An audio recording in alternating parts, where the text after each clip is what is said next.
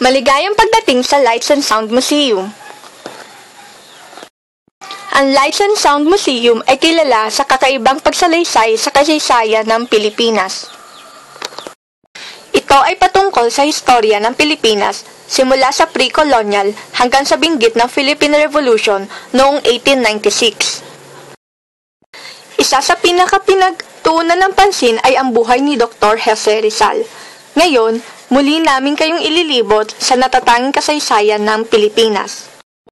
Alam nyo ba na ang Islam ang pinakamatandang relihiyon sa Pilipinas?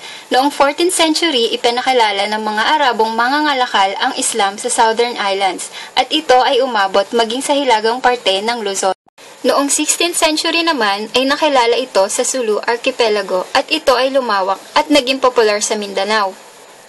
Spanish colonialization.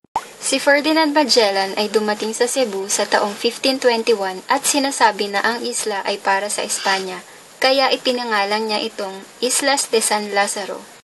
Oh, trivia muna tayo ah! Alam niyo ba, isa ang Kristyanismo sa mga inambag ng Espanyol, at sa Limasawa naman ginanap ang unang misa na pinangunahan ni Padre Pedro Valderrama. Dahil na din sa pagkakaiba ng paniniwala ay hindi naging mapayapa ang pamamalagi ng mga Espanyol. Si Magellan ay namatay sa engkwentro, isa sa mga kakampi ni Lapu-Lapu ang nakapatay sa kanya. Ngayon naman ay dadako tayo sa isa sa pinaka-highlights ng Lights and Sound Museum, ang talambuhay ni Dr. Jose Rizal. Maraming parte sa talambuhay ni Dr. Jose Rizal ang binigyang pansin at diin na nakaapekto at nagbigay ng kulay sa kasaysayan ng Pilipinas. Si Rizal ay kinilalang banta ng mga Espanyol sa kanilang pananakop sa Pilipinas at tinagurian siyang filibustero. Isinulat niya ang nobelang No Limitangere at El Filibusterismo upang imulat ang mga Pilipino. Nagbigay din siya ng mga kontribusyon sa La Solidaridad, ang pahayagan ng mga reformistang Pilipino sa Espanya. Philippine Revolution. Ang Philippine Revolution ay nagsimula noong 1896 kasabay ng pagdiskubre sa Katipunan. Ang Katipunan sa pamumuno ni Andres Bonifacio ay isang kilusan na ang layunin ay idepensa ang Pilipinas. Dahil dito, maraming Pilipino ang ikinulong at pinarusahan. Lahat na may pagtatangka o kahinahinalang kilos patungkol sa rebelyon ay kinukulong.